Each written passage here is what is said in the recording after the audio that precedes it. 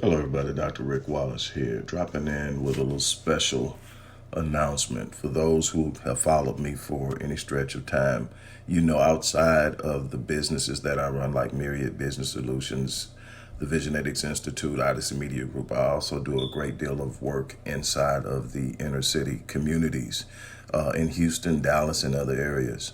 I'm asking now, as we push a fundraiser, that you support what the Odyssey Project is doing in the inner cities, especially with programs like Black Men Lead, which is a rite of passage initiative, and Restoring Ghetto's Forgotten Daughters, which is a program focused on helping young girls, but boys as well, suffering from childhood sexual abuse, rape, molestation, domestic abuse, absentee fatherhood, and so many other things.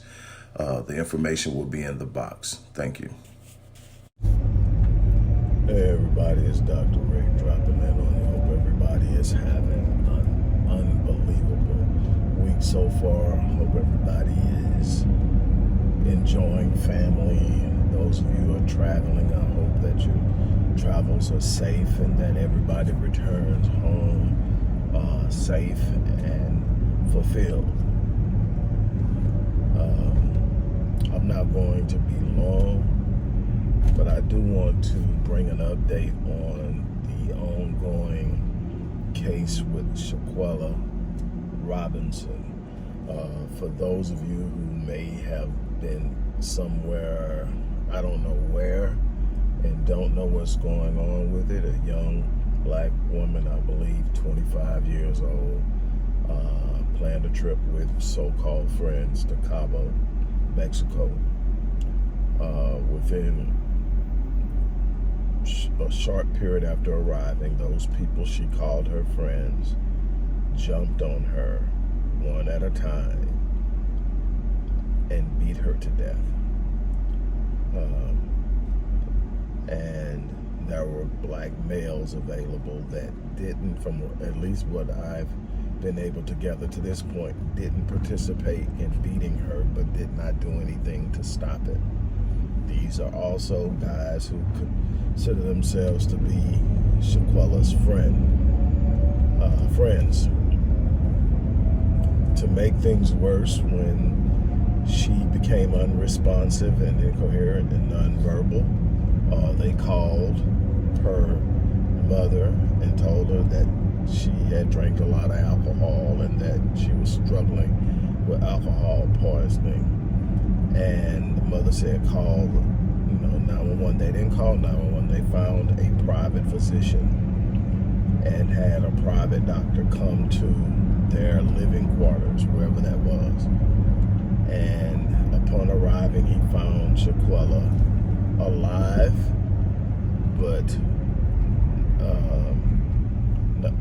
unable to talk, laboring with her breathing. And they told him that she had drank a lot and that it was alcohol poisoning. And he said we should get her to a hospital. They insisted they wanted her treated there. He tried to start an IV to get fluids into her body, because one of the things that happens when you have alcohol poisoning, alcohol will make you dehydrated. And so he was trying to get her hydrated and some other things, but he couldn't get the IV going. Shortly after that, she went into respiratory arrest. And shortly after that, cardiac arrest. And he called 911, paramedic shows up.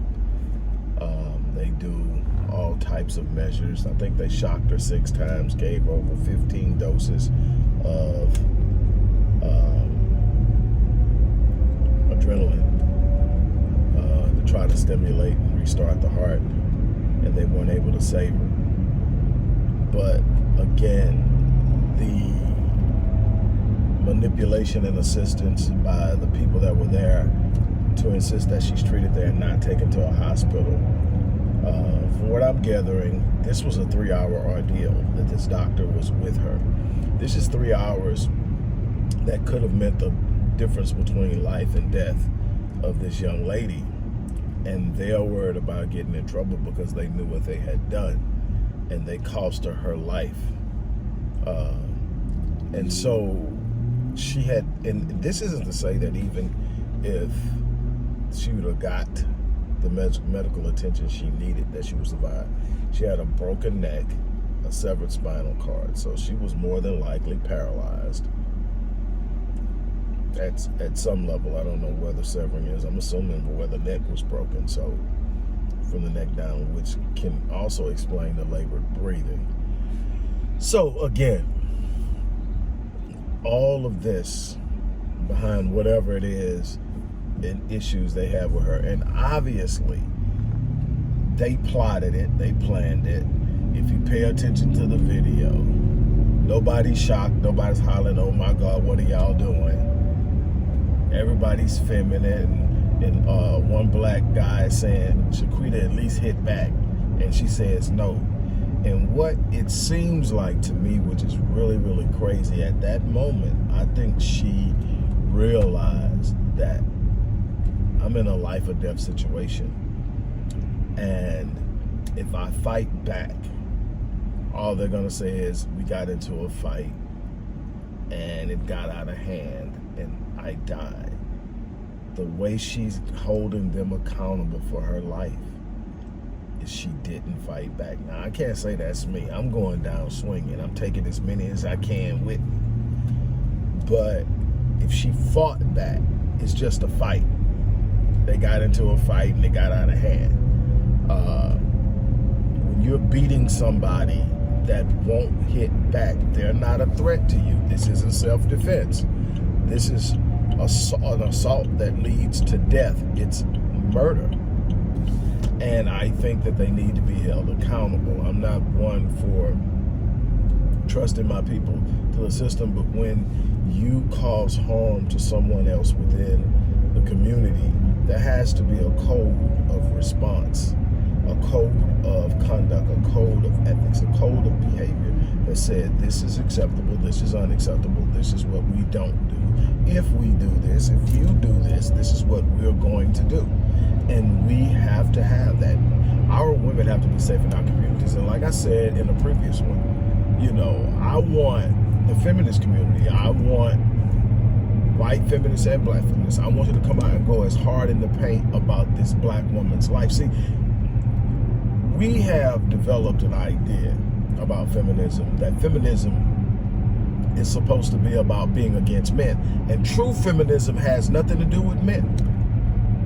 Now, obviously, if you oppose the advancement of women, if you are a person that is particularly involved in holding back women or mistreating women or doing whatever, then yes, it has something to do with you.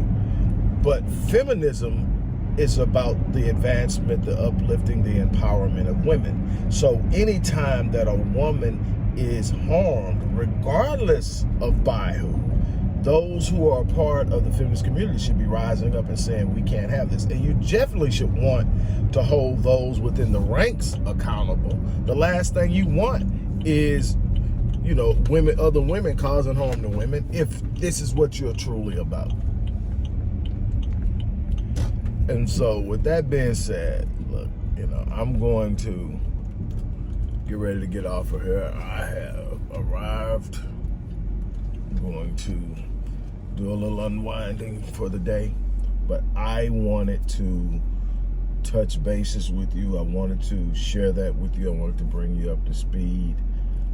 Don't forget, show some love and support for the work we do at the Odyssey Project.